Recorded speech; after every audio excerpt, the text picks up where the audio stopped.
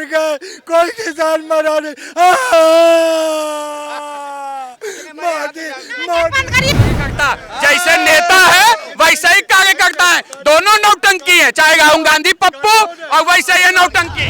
तो जंगल जंगल बात चली है, चड्डी पहन के फूल खिला है, यही हो रहा है।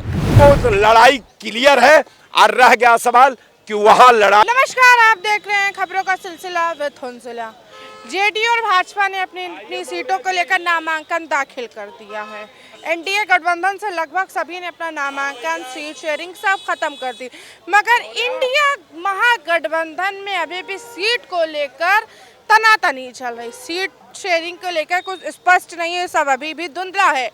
बिहार चुनाव बस नज़दीक है, दीपावली छठ के बाद चुनाव की तैयारियां होंगी, चुनाव की तमाम सारी प्रक्रिया हैं वो की जाएंगी, मगर अभी भी इंडिया महागठबंधन में ऐसा कुछ नहीं देखने को मिल रहा है। कांग्रेस और तेजस्वी यादव की कुछ भी अभी सामने साफ नहीं है, कांग्रेस की तरफ से और आरजेडी की तरफ से कुछ अभी सामने नहीं, क्लियर नहीं है कि कौन किस जहां से कितनी सीटों से कौन कितनी पार्टियों से लड़ने वाला है। मगर वही इंडिया गठबंधन में से एक पेच ऐसा भी है मुकेश सहनी, जो हटने की हो सकता है कि हट जाएं, क्योंकि उनके मन मुताबिक सीटें नहीं दी जा रही हैं। क्या कुछ है, क्या सारी रणनीति है चुनाव को लेकर। हालांकि बिहार चुनाव में अब बहुत कुछ ढेर बदल हो रहा है। वहीं आज मुख्यमंत्री भी, उत्तर प्रदेश के मुख्यमंत्री योगी आदित्यनाथ और उत्तर प्रदेश के 100 मंत्री, अगर हम बात करें, कई तमाम मंत्री वहां पर गए, बिहार में रैलियां करी, तमाम सारी चीज़ें संबोधित की बिहार की जनता को। वहीं समाजवादी पार्टी के प्रमुख अखिलेश यादव भी वहां पर जाने वाले हैं बिहार में, और बिहार में जाकर वो पीएडीए का नारा बुलंद करेंगे। क्या देखने वाला ये होगा कि मुकेश सहनी इंडिया गठबंधन से अलग हो जाएंगे, क्या अभी भी जुड़े रहने की कोशिश है, क्योंकि मन मुताबिक सीट नहीं मिल रही है इंडिया गठबंधन में। अभी भी महागठबंधन में गांठ पड़ने की, फूट पड़ने की कोशिश हो रही है। कोशिश क्या, अंदरूनी साठगांठ से कोशिश की जा रही है। इस समय में उत्तर प्रदेश की राजधानी में हम जानेंगे कि जनता जनादर होती है और सब जानती है जनता। हमारे पास इस समय कांग्रेस के ही हैं, इस समय आरजेडी और कांग्रेस मुकेश सहनी की पार्टी। कुछ सीट शेयरिंग को लेकर कुछ स्पष्ट नहीं है, सब धुंधला हुआ नजर आ रहा है। वहीं जो सत्ता पक्ष है उन्होंने तमाम अपनी सीटें, नामांकन सब दाखिल कर दिया। क्या लगता है? बिल्कुल सीटों में कहीं कोई मतभेद नहीं है। हर इंडिया गठबंधन और एनडीए गठबंधन दो अपने तालमेल के अनुसार, अपने वोट परसेंटेज के अनुसार, अपनी पॉलिसी के तहत अपने प्रत्याशियों का लिस्ट फाइनल कर चुके हैं। हम समझते हैं कि हर पार्टी और उसके द्वारा चयनित उम्मीदवार सब लोग मैदान में अपना पर्चा दाखिला करने की तैयारी कर रहे हैं। विशेषकर आपने एक बात बहुत अच्छी कही कि राष्ट्रीय जनता दल और कांग्रेस पार्टी के सीटों के आवंटन में जो है कुछ भ्रांतियां दिखाई दे रही है। तो मैं आपके चैनल पर ये बता दूं कि कांग्रेस और राष्ट्रीय जनता दल के पॉलिसी में, उसके मास्टर प्लान में, निर्वाचन की प्रक्रिया में कहीं कोई मतभेद नहीं है। हर लोग एक जिस मानक के तहत इंडिया गठबंधन काम कर रहा है उसमें सारे पार्टियों का जो वचनबद्धता के तहत शेयर था सबको दे दिया। अगर अभी कुछ क्लियर नहीं हुआ, अभी नामांकन दाखिल नहीं हुआ है, कल आखिरी डेट है, आज भी आधे से ज़्यादा पार्टियों ने नामांकन दाखिल किए, इंडिया गठबंधन ही बचे। मुकेश सहनी जो है मन मुताबिक सीट नहीं मिल रही, तो आज हो सकता है वो क्या अलग हो जाएंगे या कुछ ऐसी चीज़? सबसे बड़ी बात है कि परिवार के हर मेंबर के अनुरूप जो है उसका जो है अधिकार नहीं मिलता।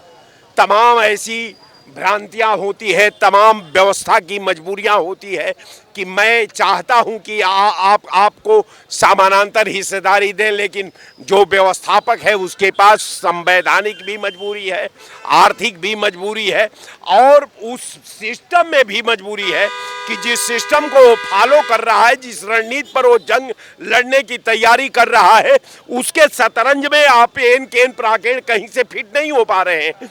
तो ये स्वाभाविक है कि आदमी अगर आकांक्षा के अनुरूप उसको रिजल्ट नहीं मिलता है तो वो वेदना में होता है।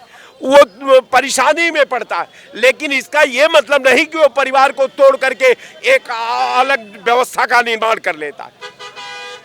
आप लोग चूंकि एंकर हैं, पत्रकार हैं, दोष और गुण को खोजना आपका धर्म है।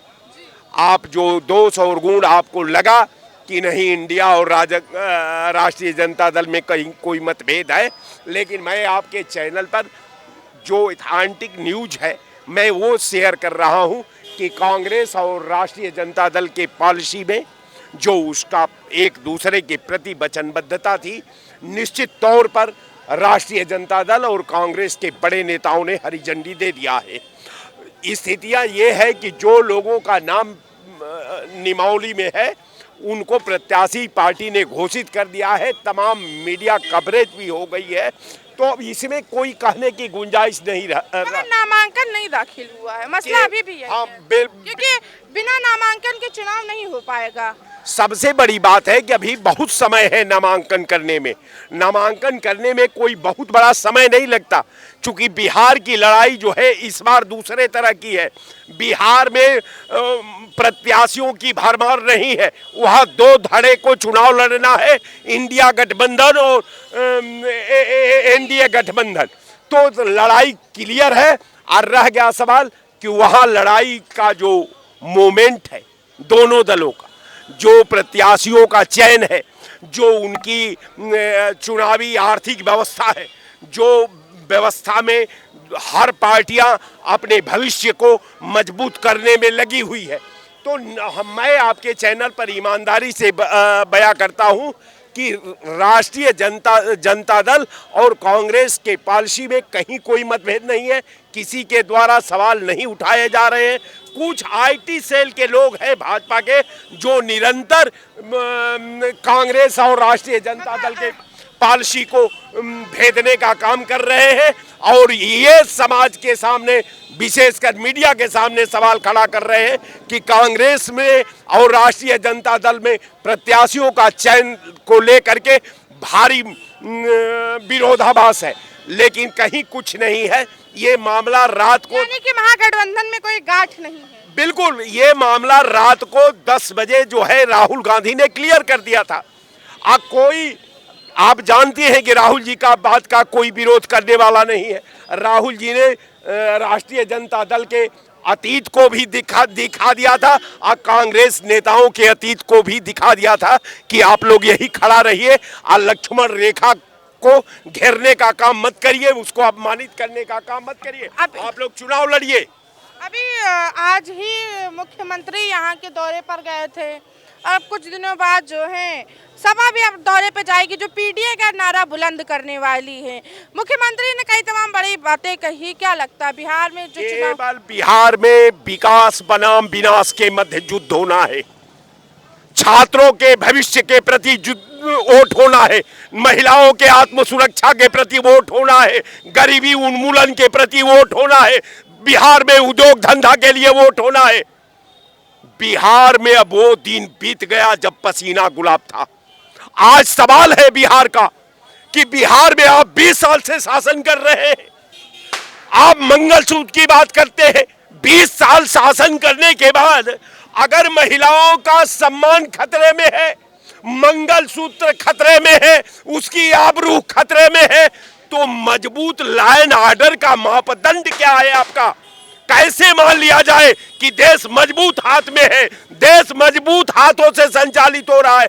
इससे लगता है कि मंगलसूत्र का रक्षा करने में ये वर्तमान केंद्र की सरकार और उत्तर प्रदेश की सरकार दोनों फेलोर है, और फेलोर के वजह से इंडिया गठबंधन आपके चैनल पर आज मैं पहले ही घोषित कर दे रहा हूं। अभी हम लोगों को 3 दिन के बाद बिहार में पहुंचना है, मैं बक्सर का इंचार्ज भी हूं, तो आप ये मानकर चलिए कि इंडिया गठबंधन तब तक हमसे चुनाव लड़ रही है जब तक जंग का अंतिम दौर नहीं आ जाता। जब जंग के मैदान में ये उतरेगी तो न इसकी सेना लड़ेगी, न इसकी पॉलिसी लड़ेगी, न इसकी व्यवस्था लड़ेगी। वहां केवल लोकतंत्र चुनाव लड़ रहा है, आवाम चुनाव लड़ रही है, देश का दलित चुनाव लड़ रहा है, देश का पीड़ित लड़ रहा है, देश का नौजवान लड़ रहा है, देश की महिलाएं लड़ रही है। और निश्चित तौर पर इंडिया गठबंधन को पूर्ण बहुमत की सरकार बिहार की जनता ने ऑलरेडी पहले फैसला कर बिहार की जनता ने ऑलरेडी फाइनल कर दिया है कि इंडिया ही गठबंधन पूर्ण बहुमत से सर। मुकेश सहनी मगर कुछ खफा से हैं, इंडिया गठबंधन में फूट क्या पड़ जाएगी क्योंकि मुकेश सहनी अलग अलग है, मन मुताबिक सीट नहीं मिली, वो थोड़ा नाराज से लग रहे, क्या लगता है? नहीं, जो इस तरीके का बात आ रही है इंडिया गठबंधन में जो है, अभी तक तो जो है लग रहा था कि नहीं इंडिया गठबंधन लीड कर रही है बेसिकली जो है, लेकिन अब मुझे लगता है इंडिया गठबंधन हो सकता है फॉलोअर की स्थिति में जाने लगी है बेसिकली जो है, क्योंकि एक तो मुकेश सहनी का जो है विरोध है, दूसरे जो है लालू प्रसाद यादव के दूसरे बेटे तेज प्रताप यादव को भी जो है मुझे लगता है कि आज तक जो है सेटलमेंट नहीं हो पाया है। इसके अलावा जो है जो विपक्षी एनडीए पार्टी है बेसिकली जो है, उसका जो अपना समीकरण है बेसिकली जो है, वो मैं देख रहा हूँ कि एक मजबूत समीकरण है। इसके साथ साथ जो पीके एक नया प्लेयर जो है बिहार की राजनीति में जो है उतर गया है पैरासूट लेकर के जो है, पैरासूट तो खैर नहीं कहा जा सकता क्योंकि 2-3 साल से मैं देख रहा हूँ कि वहाँ पे 20-25 गाड़ी लेकर के जो हम तो मधुबनी भी गए थे तो देखा हमने काफ़ी वो ज़मीन पे काम कर रहे हैं, तो मुझे लगता है इसका भी एक असर तो पड़ेगा। ये सीट फाइनल जो अभी भी से एक कह सकते हैं कि जब अभी आपसी में ही सीट फाइनल नहीं है, धांधली धुंधला सब दिख रहा है, तो क्या जब जीत जाएंगे या चेहरे के लिए या सत्ता में आने के लिए कुछ ऐसा माहौल बन सकता है? नहीं, माहौल तो बन गया है भाई, 2-4-5% तो इधर उधर होता रहता है जो है, सबको संतुष्ट तो नहीं किया जा सकता, लेकिन ये 5% का जो है असंतुलन जो है, यदि कहीं 20-25% असंतुलित टीम बन जाती है तो मुझे लगता है इसका एक बड़ा खामियाजा। महागठबंधन में गांठ बनकर तो नहीं रह जाएगी? नहीं, महागठबंधन में गांठ तो है ऑलरेडी जो है, क्योंकि उसका नाम ही महागठबंधन है, गांठ तो है उसमें, बशर्ते ये कि गांठ खुल जाए जो है, इसके लिए कई नेता प्रयास भी कर रहे हैं जो है, और मुझे लगता है कुछ खुल भी गई है। जेडीयू और भाजपा ने जो है अपने नामांकन दाखिल कर दिए, तमाम सारी चीजें फाइनल कर दी, कौन कहाँ किस सीट से किस विधानसभा से लड़ेगा चुनाव, मगर गठबंधन से जो इंडिया गठबंधन से जो लोग उम्मीद किए वो अभी थोड़ा सा निराश लग रहे हैं। देखिए, हालांकि राजनीति से लेकर हमारा मुद्दा जो है थोड़ा सा भटका कि चुनाव की तरफ से रोजगार और तमाम सारे मुद्दे आए। हमारे साथ अमित त्रिपाठी हैं जो भाजपा से ही रिलेटेड है। अमित जी, एक बात है जो इंडिया गठबंधन में अभी तक सीट शेयरिंग के लेके कोई साफ नजर नहीं आ रहा है, मगर चीजें धुंधली नजर आ रही, क्या गांठ बढ़ने वाली है, क्या लगता है आपको? देखिए, हताशा में है, निराशा में है गठबंधन, क्योंकि जिस प्रकार से इंडिया गठबंधन के पास प्रत्याशी नहीं है आज के समय में बिहार में, इस वजह से उनको प्रत्याशी घोषित करने में समय लग रहा। और रही बात, आज बिहार में सुशासन की सरकार चल रही है, आज वहाँ जंगम राज मिटा के आज वहाँ सुशासन कायम किया है। आज चाहे गरीब हो, चाहे दलित हो, चाहे शोषित हो, चाहे वंचित हो, सबको वो विकास की मुख्य धारा से जोड़ने का काम इंडिया की सरकार ने किया, नीतीश जी की सरकार ने किया। अखिलेश जो है वहाँ जाने वाले हैं, पीडीए का नारा बुलंद करने वाले, क्या उस पीडीए के नारे से कुछ असर पड़ेगा? देखिए, अखिलेश यादव जी इस उत्तर प्रदेश के मुख्यमंत्री रह चुके हैं। 2012 में वो अपने पिता के रहमो करम पर मुख्यमंत्री तो बन गए, लेकिन उसके बाद जितने भी चुनाव हुए हो, चाहे 2014 का हो, 2017 का हो, 2019 का हो, 2022 का हो, 2024 का हो, लगातार अखिलेश यादव अपने दम पर एक भी चुनाव नहीं जीत पाए। लेकिन हाँ, अब चुनावी मौसम है, अपने को कहीं स्थापित करना है, वजूद की लड़ाई है, अपने को वजूद में दिखाना है, तो जाकर चुनाव प्रचार करें, वो उनका अधिकार है, हमको उससे कोई आपत्ति नहीं है। लेकिन हाँ, इतना जरूर कह सकते हैं, इंडिया की पूर्ण बहुमत की सरकार आ गई, मजबूती के साथ सरकार आ गई है, बिहार में जंगल राज वापस नहीं आएगा, बिहार में सुशासन की जो सरकार चल रही है पुनः 5वीं बार वो सरकार स्थापित होगी। यानी कि बिहार में जो सुशासन की सरकार चल रही वही चल रही, क्या लगता है? जैसे कि अमित ने कहा, क्या वो बिल्कुल सही कह रहे हैं? क्या कह रहे हैं? जैसा अमित ने कहा कि अब एनडीए गठबंधन पूरी बहुमत से सरकार बनाएगा और वही आएगा, जंगल राज लौट कर नहीं आने वाला। देखिए, जंगल राज आए या ना आए, दोनों पार्टियां मिलके जंगल ही खेल रही, समझ रही कि ना? मंगल नहीं कर रही। मंगल कहती तो मुझे यहाँ मंगल, सुन लीजिए, अगर मंगल कहती तो मुझे मंगल कहना पड़ता। मैं जंगल कर रहा हूँ ना, तो जंगल बात चली है, चड्डी पहन के फूल खिला है, यही हो रहा है। पूरे प्रदेश को, बिहार को जैसे उत्तर प्रदेश को लूट के बर्बाद किया जा रहा है, उसी तरह बिहार को लूटने की तैयारी है, बर्बाद करने की तैयारी है। ये सुन लीजिए, ये चाल चरित्र चेहरे वाली पार्टियां जो है एक दूसरे के गठबंधन में बने हुए हैं, इनकी रजामंदी से एक दूसरी पार्टियों के टिकट जो है डिक्लेयर होते हैं। समझ रहे हैं कि नहीं? ये चोर चोर मौसेरे भाई हैं और दलगत राजनीति से उठ करके सर्वदलीय नेता बनने की कोशिश करते हैं कि कौन कितना। अगर यही सभी दलों का हाल मैं बता रहा हूं ना, सभी दलों में बिना पैसा दिए कोई कार्यकर्ता टिकट नहीं पाता। अगर आप कार्यकर्ता हो चली जाओ। ये सही कह रहे हैं कि बिना पार्टी के बिना पैसा दिए कोई कार्यकर्ता। देखिए जिस कांग्रेस ने आकाश पताल धरती तीनों जगह भ्रष्टाचार की जननी कही जाती है कांग्रेस, और जिस देखिए ये उस पार्टी के हैं कांग्रेस के, इन्हीं के पार्टी में टिकट बिकता है।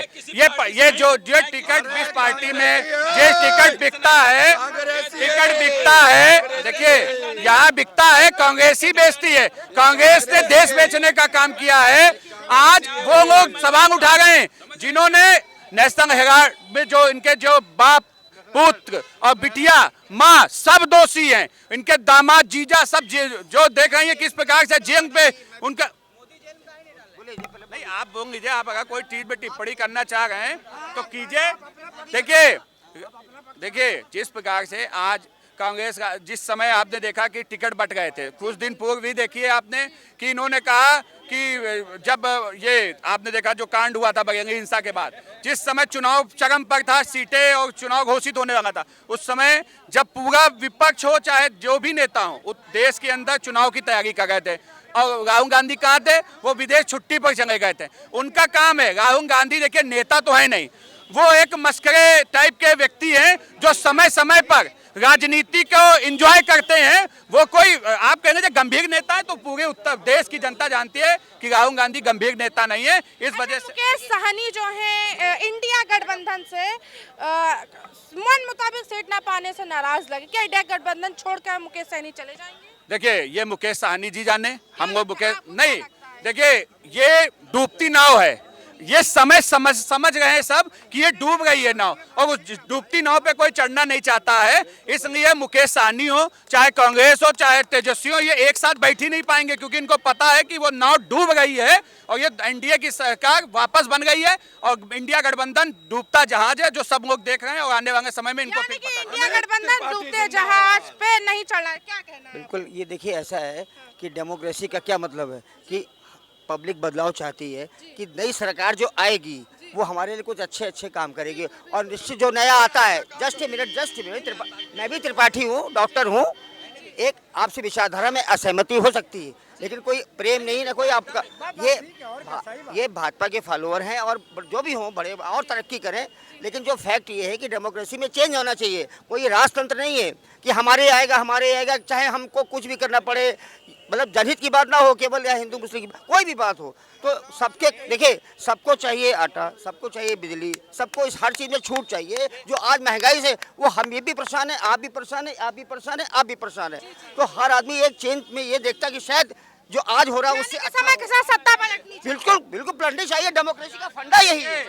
डेमोक्रेसी में बदलाव किसने कहा जरूरी है? क्या डेमोक्रेसी का मतलब यह है कि वापस बिहार को जंगलराज में झोंक दिया जाए, अपराध में झोंक दिया जाए? क्या ये डेमोक्रेसी बदलाव चाहती है? आज बिहार के अंदर, उत्तर प्रदेश के अंदर शांति कानून व्यवस्था कायम है। आज उत्तर प्रदेश हो, योगी आदित्यनाथ जी के नेतृत्व में युवा हो, महिला हो, चाहे किसान हो, तीनों तरक्की कर रहे हैं। आज लोगों की आय भी दोगुनी हुई है, ये भी किसी से छुपा नहीं। देखिए जिस हिसाब से आप देखिए 1989 में जिन्होंने नौकरी ज्वाइन की उनकी सैलरी होती थी 5,000 रुपया। आज के समय में उनकी आय कितनी है? करीबन 1 लाख रुपए के आसपास है। लोगों की आय बढ़ गई है। अभी तो आजादी के समय के बाद का समय का डेवलप हो रहा है। आप आय जब देखिए जब आय बढ़ेगी तो व्यवस्थाएं भी जब बढ़ेंगी। आप उत्तर प्रदेश में विकास होगा, इंफ्रास्ट्रक्चर मजबूत होगा, एयरपोर्ट बन गए, रोड बन गए। अखिलेश यादव कह रहे हैं कि ये पहली सरकार है जो नाले पे रिवर फ्रंट बना रही है। देखिए रिवर फ्रंट की तो बात ही ना करें, जनेश्वर मिस पाई की बात ना करें और आगरा एक्सप्रेसवे की बात ना करें। तीनों की जांचें चल रही जो अखिलेश यादव ने बनाई थी। भ्रष्टाचारी सरकार है जिनके ऊपर अखिलेश यादव ऐसे मुख्यमंत्री हैं जो भ्रष्टाचार के आरोप में उनके ऊपर मुकदमे चल रहे हैं। आज योगी आदित्यनाथ जी के नेतृत्व में भ्रष्टाचार नहीं वो हो सकता। आज उत्तर प्रदेश में बहन बेटियां सुरक्षित हैं। आज उत्तर प्रदेश में किसानों आज पहले 2017 के पहले और 2014 के पहले जब राज्य और केंद्र में दूसरी सरकारें थी तो आप देखती थी किसानों के ऊपर लाठियां बरसाई जाती थी, किसान आत्महत्या करते थे। आज आप मुझे बताइए कहीं पर किसान आत्महत्या का गाँव आप मुझे बताइए, आज महिला रात के 2-2 बजे भी निकल पा रही है बाहर, सम्मान में उनका कोई समस्या नहीं है। लेकिन हाँ, जिनके पेट में दर्द है, जो केवल जिनको सिर्फ एक एजेंडा तय करके आना है, उनके लिए ये सब चीजें हैं। देखिए वो रोएंगे क्योंकि सरकार आ नहीं गई है, तो परेशान है। अभी से हताशा आपको दिख रही होगी, इनको जरूर दिखाइए। ये राहुल गांधी के सब चमचे अभी से परेशान हैं। राहुल गांधी के लोग अभी से क्या 1000 किसान मर गए, कोई किसान मरा नहीं। मोदी बंद करिए, बात करिए। मोदी का मौका देंगे, आने दीजिए 2027 छुए मत। बीच में टांग लगा रहे आप। मोदी की आता है, मोदी की आता, हमारी तपस्या में कोई कमी रह गई। 750 किसान मर गया था। कार्यकर्ता जैसे नेता है वैसे ही कार्यकर्ता है, दोनों नौटंकी है, चाहे राहुल गांधी पप्पू और वैसे ये नौटंकी। बिल्कुल सही बात है, हम पप्पू हैं, मगर हम दिल्ली के नरेंद्र मोदी गप्पू नहीं है जो गप्पे हाँकता है। 15 लाख 2 करोड़ नौकरी आपको मिली, 700-750 किसान मर गया। बहरहाल मौसम जो है चुनावी मौसम से ड्रामेटिक मौसम होता जा रहा है। एक आखिरी लोग खड़े हैं, उनसे भी जान लेते क्या राय है, क्या लगता है? देखिए, तालाबों में फिर से गहमा गहमी है, तालाबों में फिर से गहमा गहमी है, और मछुआरों ने फिर से जाल बिछाया है। जो तो जितने मछुआरे हैं अलग अलग पार्टियों के, सब फिर से जाल बिछा लिए हैं और तालाबों में गहमा गहमी बनी हुई है बेसिकली जो है। और मुझे लग रहा है कि और कौन मछुआरा कितना बड़ा मछुआरा साबित होगा, कितनी मछलियां पकड़ पाएगा जो है, ये तो 14 तारीख को ये तो आने वाला वक्त बताएगा कि जी हाँ मैडम, ये बताइए, आप इतनी सीरियस डिबेट कर रही हैं, यहाँ सब स्वाभावी लोग हैं, इतने अच्छे जो बुजुर्ग यंग सब खड़े हैं, ये ड्रामेबाजी उन्होंने ये चीज़ें बताइए। आप एक सीरियस डिबेट की बात हो रही है, कितना अच्छा मुद्दा उठा रही हैं, और एक मुझसे प्रधानमंत्री सुन लीजिए, भारत का प्रधानमंत्री, भारत का तालाब में तहलका है क्योंकि जाल फेंक दिया गया है। देखने वाले ये बात हुई कौन सबसे बड़ा मछुआरा साबित होता है। जी हाँ, जिस तरीके से हमारी डिबेट बिहार चुनाव से उठकर रोजगार पर गई, वापस बिहार चुनाव पर आई, तमाम सारे लोगों ने तर्क रखा। आपके साथ हम फिर से लौटेंगे एक नए मुद्दे के साथ। तब तक के बने रहिए श्री न्यूज़ के साथ। कैमरा पर्सन अमित, मैं उंजला, लखनऊ।